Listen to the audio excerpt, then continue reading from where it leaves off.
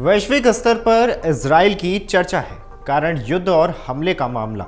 अब एक बार फिर इजरायली डिफेंस फोर्स ने सोमवार को हिजबुल्लाह के कई टारगेट को निशाना बनाते हुए लेबनान में एयर स्ट्राइक की है।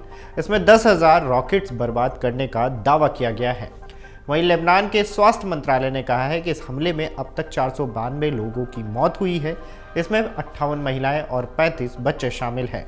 मीडिया रिपोर्ट्स की माने तो सोमवार को लेबनान में इजरायली सेना ने एक साथ 1600 ठिकानों पर हवाई हमले कर लाशों का ढेर लगा दिया। 35 बच्चों समेत करीबन 500 लोग मारे गए। लेबनान में यह पिछले 2 दशक में सबसे भीषण हमला है। लेबनान में ताजा रक्तपात हालिया घटित पेजर और वॉकी टॉकी हमले के बाद हुआ है। ऐसे में आखिर ये युद्ध क्यों हो रहा है? दोनों के बीच वो कौन सी रार थी जिसकी वजह से अब तक मामला चलता आ रहा है? चलिए बताते हैं। बता दें कि हिजबुल्लाह और इजराइल की 40 साल पुरानी दुश्मनी है। 1980 में बेरूत में फिलिस्तीनी मुक्त संगठन के खात्मे से शुरू हुई जंग आज लेबनान अटैक से फिर शुरू हो गई है। हिजबुल्लाह लगातार दावा करता आ रहा है कि पिछले 7 अक्टूबर को इजराइल पर हुए हमले में उसका हाथ नहीं है, तो फिर लेबनान किस पाप की सजा भुगत रहा है? पिछले 7 अक्टूबर को हमास के हमले के बाद इजराइल और आतंकी संगठन हिजबुल्लाह के बीच तनाव अभूतपूर्व स्तर पर पहुंच गया है।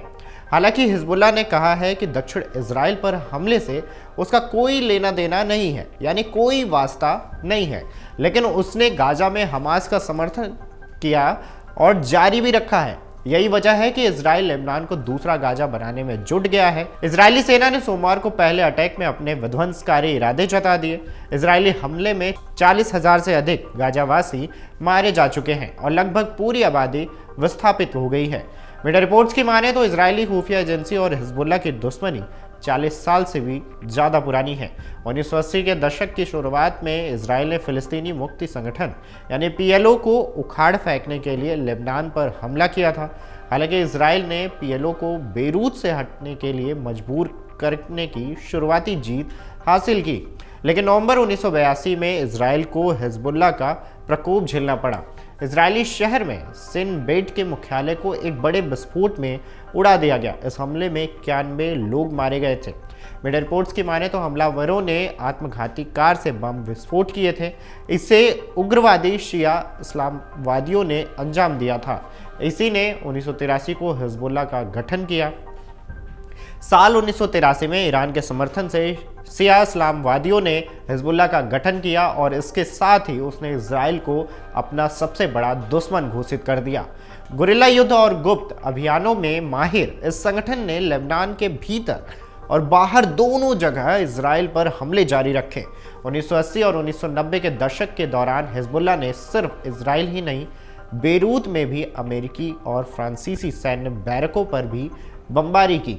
1990 के दशक की शुरुआत में जब इजरायली बलों ने हिजबुल्लाह नेता अब्बास अल मुसावी की हत्या की, तो उसने अर्जेंटीना के ब्यूनस आयर्स में इजरायली दूतावास और एक यहूदी सामुदायिक केंद्र पर बमबारी करके जवाबी कार्रवाई की। उसमें 100 से अधिक लोग मारे गए। हालांकि इजराइल की खुफिया एजेंसी मोसाद ने भी बेरहमी से जवाब दिया।